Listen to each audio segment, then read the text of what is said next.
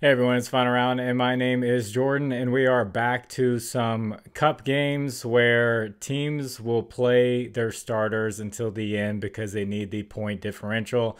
I got to put that out there right away just so you understand. Blowouts aren't going to be that big of a deal, and these are actually kind of a blessing, these games.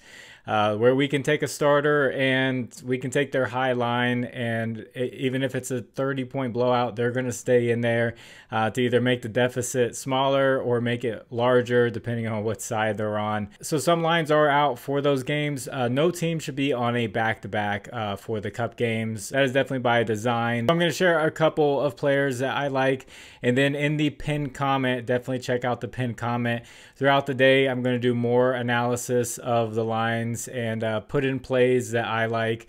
In the last video, I didn't have any lines out, so I just gave players who I felt like had a good matchup and would do well. So when the lines did come out, it was kind of up to you to decide whether you liked it or not. And if I put it in the pinned comment, that means that I was like, okay, I think the line is fair.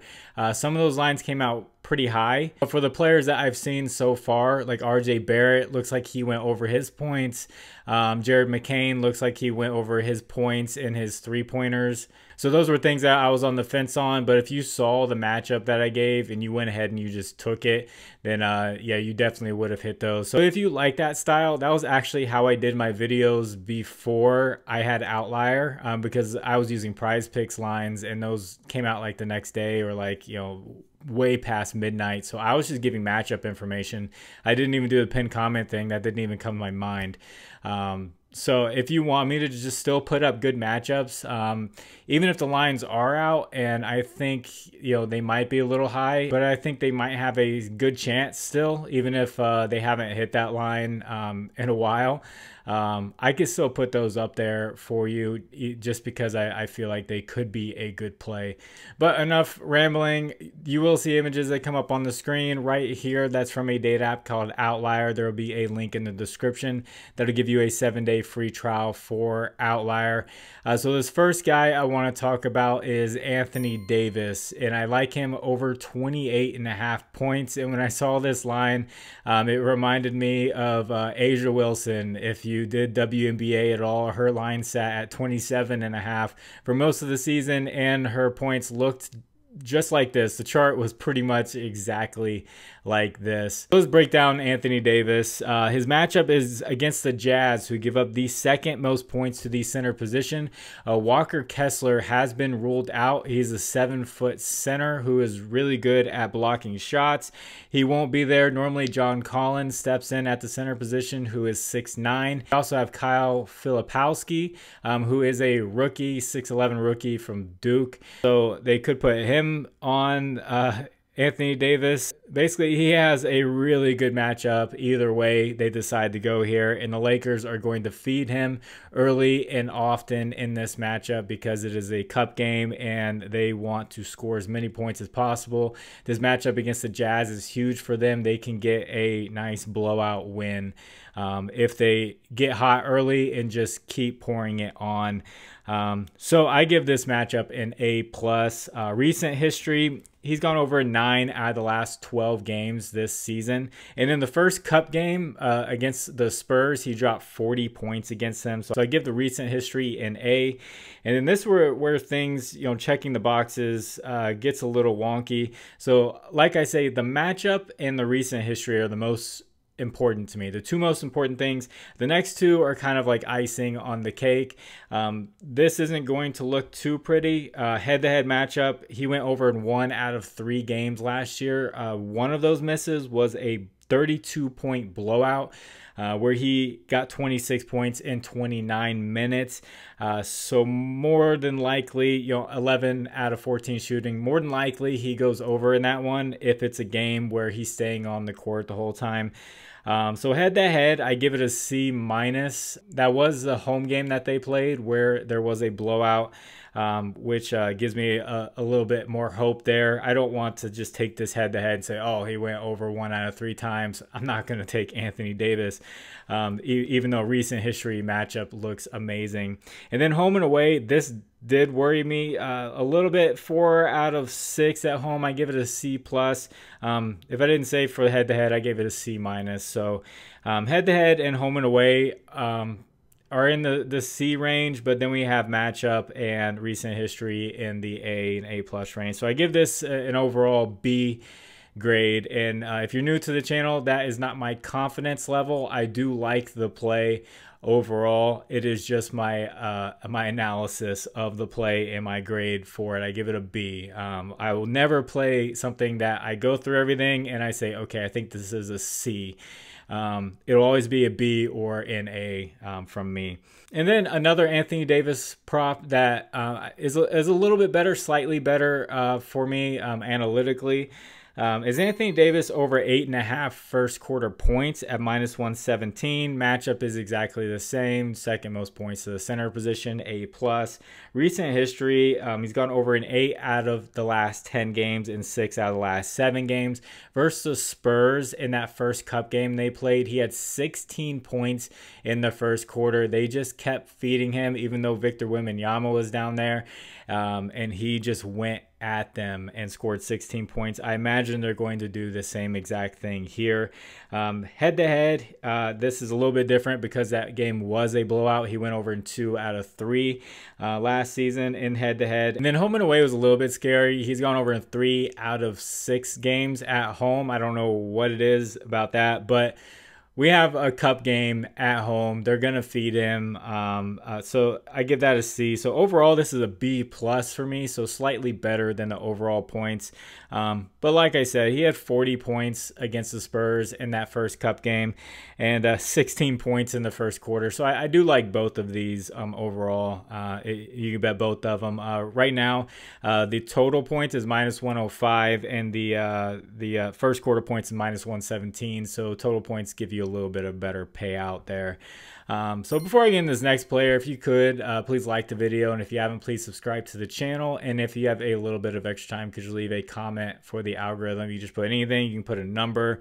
My favorite numbers are 11. You could put that out there. And also, if you'd like to get away from Prizepicks and try something out that gives you more options and better payouts, dynamic payouts, check out Underdog Fantasy, Sleeper, ParlayPlay, ChalkBoard, and BETR. I know that's a lot of apps, but it's good to have options. It's good to get those deposit matches because it's free money. BETR's doing deposit match up to $200, Sleeper up to $1,500. The rest are doing up to $100. Promo code FINDAROUND11. There are links in the description and I'll take you straight there with the promo code. Thank you to anyone who uses those. So this next guy, we have the big game between the Boston Celtics and the Cleveland Cavaliers. Might be the biggest game of the season so far this season. Undefeated Cavaliers up against, you know, the defending champs. See how real the Cavaliers are. And I'm a Cavaliers fan. And I know Donovan Mitchell. I'm going to put this on the screen. This was his history last year. Donovan Mitchell against the Celtics. He loves to play against the Celtics. But then you look at his season history and it's not too pretty. Kenny Atkinson, the coach, the new coach that they have there, has been distributing minutes more evenly with the players, not trying to overplay them, and it's been working out perfectly. But this is going to be a cup game. It's going to be a big game. He's going to play a lot more minutes than I imagined. He actually rested on Sunday. He sat the game out against the Hornets for rest, pretty much for this game. So you could go with points. He did drop 37 points in the first cup game. That was against Chicago, who played at the fastest pace. And yeah, he's going to score a lot of points there. But the play that I like that looks a little bit better, actually looks a lot better, is Donovan Mitchell over 6.5 first quarter points. His matchup against the Celtics, they actually give up the 11th most points to the shooting guard position. I was a little bit surprised. I give that a B-. And then his recent history, he's gone over in 8 out of the last 11 games games this season. He had 11 in his first cup game versus the Bulls. Just completely crushed it. So I give that an A-. Head-to-head history, he crushes it except for one of the games. Some of these were playoff games.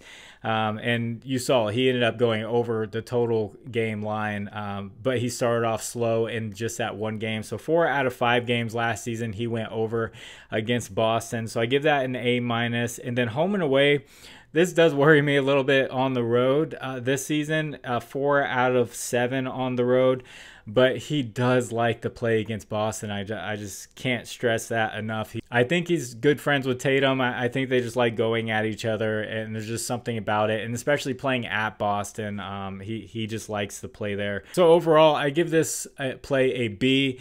I know some people can't play first quarter props. Definitely check the pinned comment. I will put plays in there that I like after I do my analysis. And like I said before, if you like me doing the matchup thing, putting up the matchups, and then you can kind of decide whether you like the line or not. I was on the fence about De'Aaron Fox. That game hasn't started yet. I did see RJ Barrett's, and I was like, it's a little bit high. I wish it was a few points lower, and then I would take it.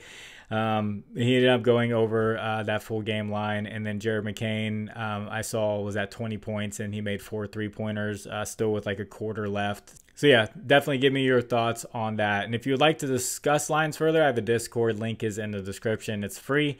Conversation will be going on all day long there about the lines. People will be bringing up their research and all that good stuff.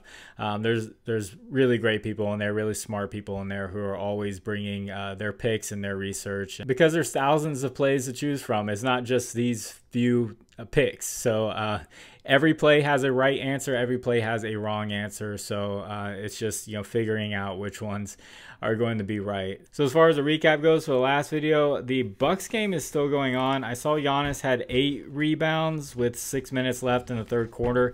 He needs just 4 more to cash that. But I did take Vucevic over 18.5 points. He crushed that. And then I had Jalen Green over 4.5 first quarter points, and he hit that pretty quickly. So if Giannis can get that done, then it'll be 3-0 on those. And those are just plays that I put in the pinned comment. The ones with the matchups, like I've stressed, they did well. It was just, for me, I saw them and I was on the fence about them. I wish I would have just jumped on. There's a lot of times where I come on these videos and I'll say a guy has a really good matchup and everything, and I like the matchup, and I look at the data. I look at the data on Outlier when it comes out, and it doesn't look that pretty.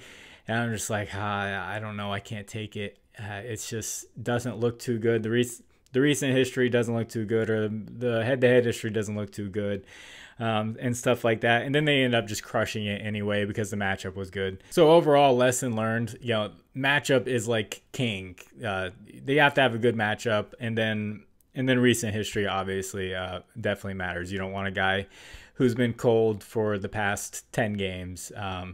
Even if he has a good matchup, no, you don't want to bet that. So I'm going to get this edited and get it out to you. I hope you all do well. I really hope the Cavaliers can pull this one off against Boston.